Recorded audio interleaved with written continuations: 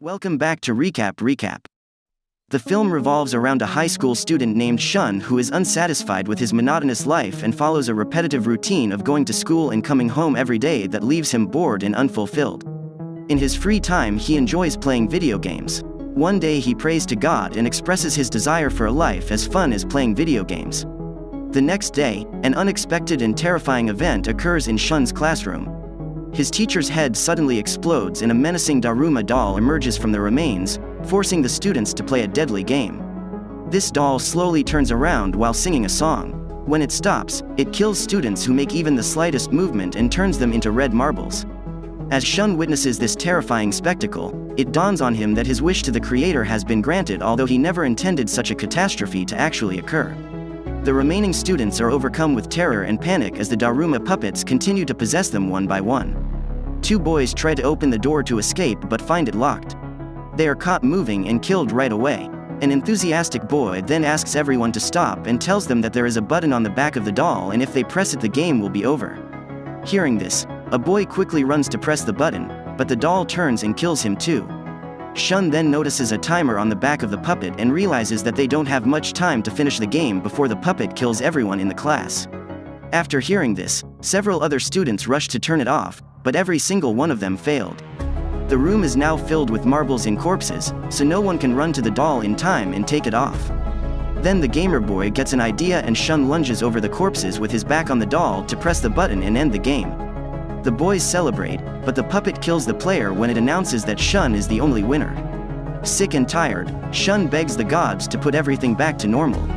The doll then calls him a mouse and warns him that a cat is coming his way. Shortly after, Ichika Akamoto arrives and reveals that the entire school is forced to play games and she won the match in her class. Together they try to call the police, but find that they have no signal.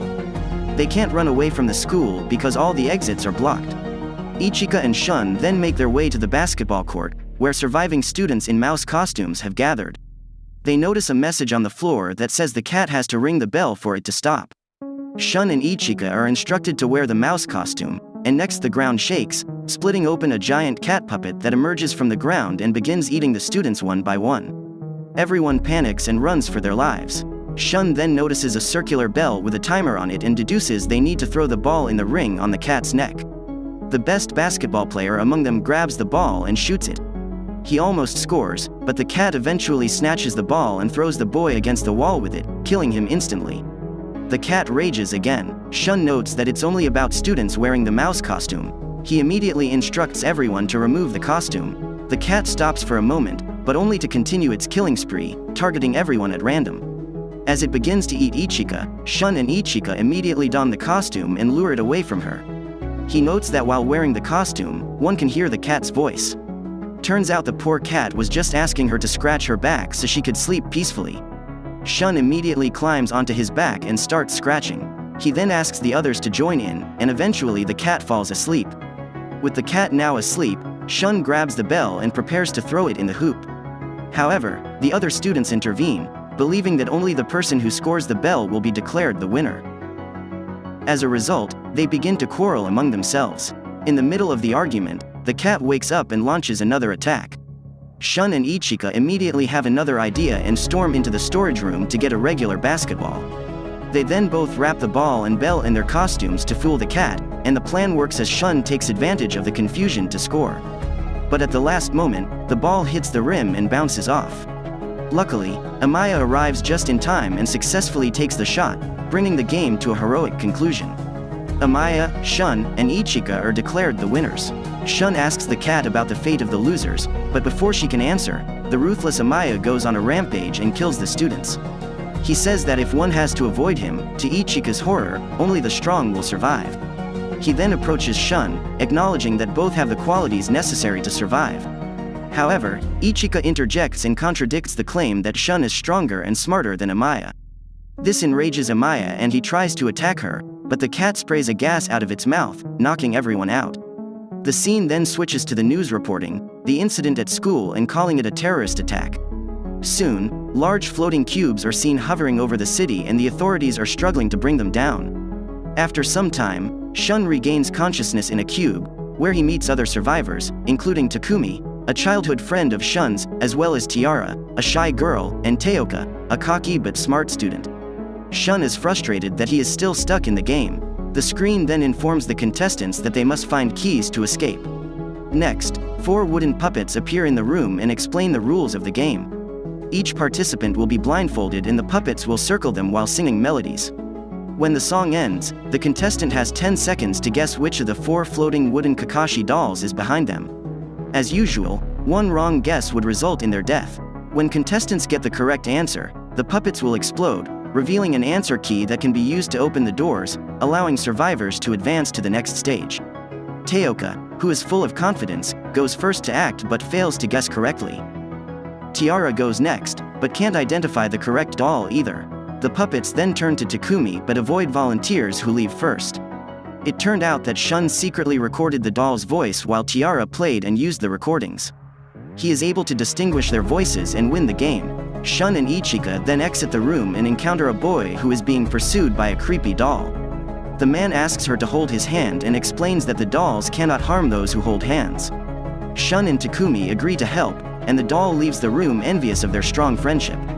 Suddenly, Shun and others hear a girl's voice screaming from the other side. They run toward the noise and find Ichika running away from the same horrible doll. Shun immediately jumps towards her and holds her hand to save her. Shortly thereafter, a giant puppet emerges from a wall with 7 keyholes.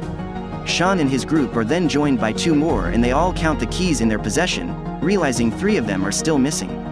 Suddenly, Amaya appears in his companion with the remaining keys in the scene. However, Amaya then kills his partner as only 7 of them can advance to the next round. After all 7 locks are opened, the doll's face announces them as the winners and disappears into the wall, revealing a passageway-like structure. A voice then instructs them to put on the costumes behind them and walk down the aisle. It is then revealed that the game will be televised nationally and the passage takes the group into an icy chamber where they are greeted by a giant polar bear. He introduces himself and warns the group that he hates liars and black-hearted people. He says in this particular game, participants only have to do one thing: tell the truth. Otherwise their death will be the result. The game starts and the bear asks everyone what their favorite food is. Everyone quickly answers the question, but the polar bear accuses one of them of lying. All participants then have 2 minutes to identify the liar. At first they defend their own answers, but eventually they unanimously accuse the person who named parsley as their favorite food of lying. Without wasting any time, the bear then stomps the boy to death. With the second question, the polar bear asks if they like Shun. Everyone who knows Shun, including Takumi, answers yes, while the others who don't know him answer no. Again the bear claims one of them is lying. This puzzles Shun and he wonders how anyone could get these 2 simple questions wrong. The bear then reveals that one of the contestants actually works for him and is lying on purpose to make them lose. The bear then orders them to find the liar. The group hits on Takumi for being from a different school. Then Shun comes to their defense and tells them that she can't lie, because she likes him because she is his childhood friend. However, they all refuse to believe him. When the timer runs out, Takumi bursts into tears, explaining that she is telling the truth to everyone and that she likes Shun very much. The bear then kills her much to avoid dismay. Then everyone notices real blood leaking from her body. This again puzzles Shun. If Takumi were the bear's partner, she would have been a robot and not a human. Eventually it dawns that the polar bear himself is the liar and traitor among them. His accusation has been proven true. The bear sheds its white facade to reveal its true black color underneath. After all the lies are revealed, the game officially ends and the survivors are escorted to a temple for the final game. There they are greeted by 3 wooden dolls. The dolls congratulate them on reaching this stage and introduce themselves as representatives of fitness, intelligence and imagination. They then unveil the final game titled Kick the Can to make it end. In this game, one participant takes on the role of the demon while the others will be the victims. These victims are given time to hide while the demon places a can in the designated spot. The demon is then said to locate all victims, identify them by their faces, and imprison them. In order for the demon to win the game, he or she must lock up all the victims and kick the can. On the other hand, if a victim manages to kick the can, all victims are declared winners and the demon loses. However, the can will explode and the victim who kicks the can will die. Amaya is then elected as demon. Then the dolls start playing and Amaya quickly puts the can on the ground and goes in search of the victims. With ease, he captures 2 participants and goes in search of Ichika and Shun. Amaya eventually finds them, and Ichika sacrifices herself to save Shun, giving him a chance to escape. When Amaya captures and imprisons Ichika, he arrogantly proclaims that he no longer needs to find Shun to ensure victory in this game. Despite Ichika's repeated requests not to hide, Shun emerges in a heavily armored suit that hides his face. Shun confidently asserts that since his face is hidden, it is impossible to catch him. However, Amaya effortlessly removes Shun's helmet and goes to kick the can to end the game. Amaya suddenly realizes that Shun is discreetly attached to him by an iron chain. Shun then jumps into the water, dragging Amaya with him. As Amaya struggles to pull Shun out of the water, he notices that Shun has actually shed his armor and is making his way to the can. Amaya somehow manages to break free and runs towards the can, but Shun punches him and kicks it before him. The victims won, but they are upset because Shun has to die now. However, the can does not explode and the puppets reveal that they lied to the contestants about the can explosion to test their character. It turns out that all the victims are the winners of the game. Amaya gets angry and grabs one of the dolls, saying that he cannot die as he was chosen by God. The dolls laugh and reveal that nobody was meant to die. The dolls then congratulate the winners with fireworks and some ice cream. As Shun eats the treats, he plucks up the courage to invite Ichika to a movie date, thereby expressing his affection for her.